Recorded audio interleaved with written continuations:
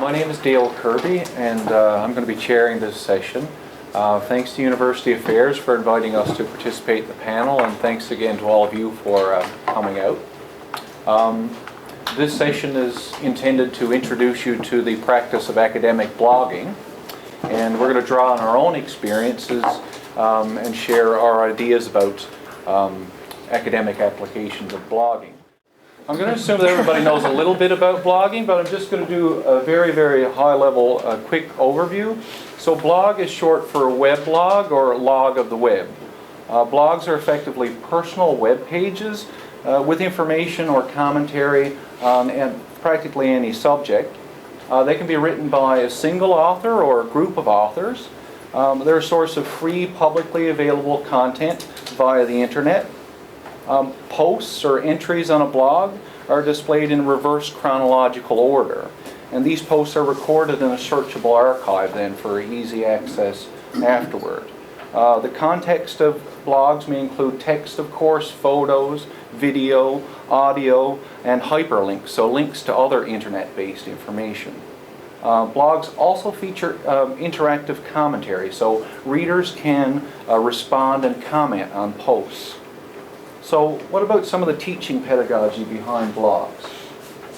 Constructivist learning theory proposes that knowledge construction and meaning making develop through social processes. Through their interactivity, then, blogs provide a platform for collaboration and peer interaction. Posts on blogs are accessible for reflection, and the comment feature provides a mechanism for feedback and discussion. All of this supports a learner's construction of knowledge. Blogs also support deep learning, which is necessary for the understanding and long-term retention of knowledge. As a learning tool, they can support the critical analysis and examination of new facts and ideas. They can support learners' personalization of new information by helping them link new and existing knowledge, and to apply ideas and experiences to new contexts. Excuse me, is this on web? If you ever get this on web, are you going to make this available to us afterwards? Sure, if you'd like, yeah. Put it on your blog. Put it on your blog, and then That's what I'll do. The copy. Look at this. That's what I'll do. Student voices are also an essential part of the teaching and learning process. So blogs can provide an alternate venue. Just wait a minute now. Blogs can provide... You don't know what I'm going to say. Student voices are an essential part of the teaching and learning process, Michael. Blogs can provide an alternative venue, for students to share their voices and their ideas. And of course, this is especially relevant for students who are apprehensive or reluctant to speak up in the classroom. Some of them will feel more comfortable speaking out using this medium. Now, Michael and everyone else in the room, some have suggested that our current generation of students think and process information differently. The terms net generation and digital natives have been proposed to describe a generation of students who are native speakers. They're suggested to be native speakers of the digital language of computers, video games, and the internet. While these theories have received a fair amount of criticism because their claims are not generally supported by the research literature or by empirical studies. While I agree that there are problems with these theories, we do know that students have a variety of learning styles. For example, some people are visual learners. They like charts, they like graphs. Others prefer the written or the spoken word. Some prefer theories and interpretations, while others would rather deal with data and facts.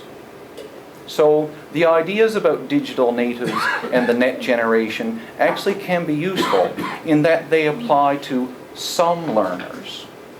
It's just a bit haphazard to apply this theory to all learners in Generation Y or Generation Z or whichever generation we're up to at this point. In any case, for some learners in the current generation of students, blogs are a truly interactive means of sharing information. with students where they are. Some of them, many of them, are online. So with these ideas in mind, how can we use blogs for teaching and learning? How can we integrate this tool into a teaching practice? Perhaps the most basic approach to this is to use a blog in the same way that professors have used course web pages in the past, to share information about courses, course requirements, scheduling information, other course information. In my own courses, I frequently use the blog to refer students to information on new and emerging research and notable developments and events in my particular field of study. Another option is to set up group blogs for courses where students can work collaboratively together on activities. This presents an opportunity for students to engage in ongoing conversation and provide feedback to their peers on their coursework. You can also use blogs for student field notes or for journals in courses. Students can use a blog to write about field or work experiences and receive feedback on the blog from other students, from the professor, maybe even from a field supervisor. You can also have students create a blog for reflecting on conversations, lectures, activities in a course. Blogs can also provide an avenue for students to publish and share their writings to a wider audience than just the instructor. So to share their writings with other classmates, for example. In this way, students can have an opportunity to give and receive feedback in a collaborative environment. Now, beyond teaching and instruction, there are a number of other additional academic applications of blogging, I believe. Blogs present an additional avenue for the dissemination of research findings. You could use a blog to communicate findings to an audience that is potentially broader and more diverse than would otherwise be possible. You might even discover and interact with new colleagues in your field, and you may actually want to know some of those colleagues. Or not. The dissemination of findings and ideas through blogging can also extend the boundaries of peer review. Their interactivity can provide a testing ground of sorts for ideas, theories, and perspectives. Of course, many of us use our academic blogs for sharing our unsolicited and sometimes unwanted personal opinions. In my case, it's sometimes unwanted. Either through serious or sometimes more lighthearted commentary, blogs provide academics with a means to engage in a debate that is with an audience that is broader than the classroom, the campus, or the occasional academic conference like this one.